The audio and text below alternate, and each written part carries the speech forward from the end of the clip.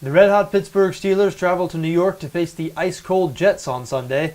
The Steelers, a 3.5-point favorite at BETDAQ, 46 the total in this game. Interestingly, this line has seen some movement back in the New York direction over the past 36 hours.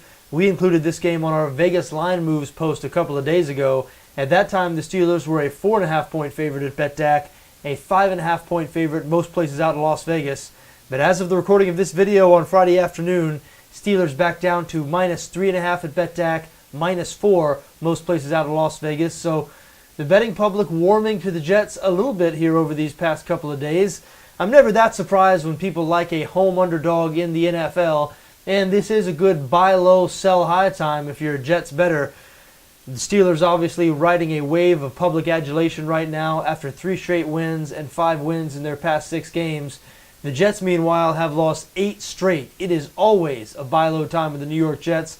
Nobody ever eager to throw money at this team with good reason. And I say nobody ever. I threw money at the New York Jets last week. They were a double-digit underdog on the road in Kansas City. And even though they had every opportunity to cover, they had the ball 3 times in the final 9 minutes when they only needed a touchdown for the backdoor cover. They were unable to get the job done as they lost by 14 as a 10-point dog. So look, I stubbed my toe there last week. I'm not willing to walk that plank again.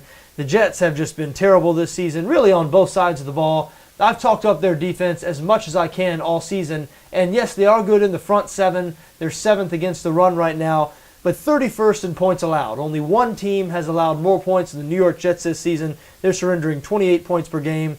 I realize some of that points allowed statistic has to do with how bad their offense is and how many times their defense gets put into a bad situation. And no doubt, their offense is awful.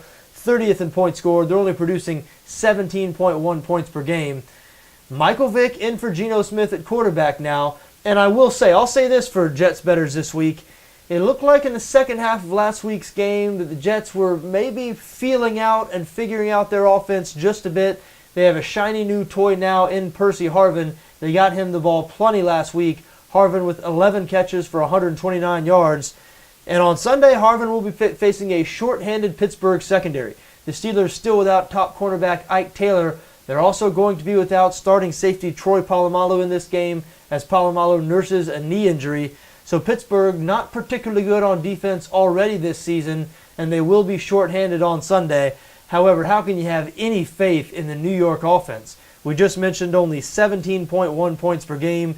Even if they exceed that total, are they going to be able to stay with the Steelers here? I mean, the Steelers, over these past couple of weeks, have been red hot. Ben Roethlisberger on a record-setting pace. He's thrown for 862 combined yards, 12 combined touchdowns, 0 interceptions in his past 2 games.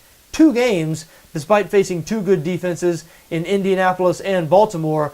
And we know the secondary is the weakness of this New York defense. So you would expect Roethlisberger to spread it out and throw it all over the park again on Sunday. For that reason, it's hard for me to turn away from Pittsburgh here. Now, it does feel like the square side, even though we have seen some movement back in the New York direction over the past couple of days. A Pittsburgh play feels a bit obvious in this situation. I mean, who would want to back the New York Jets, as we mentioned, after what we've seen out of them, 8 straight losses, etc., etc. Last week, I thought I was outsmarting everybody by getting in on the Jets. Watching that game, though, I realized this is the Jets, and what am I doing throwing money at this team? Not going to make that same mistake this week. I do like Pittsburgh to win this game. Think they'll most likely cover the 3.5-point number.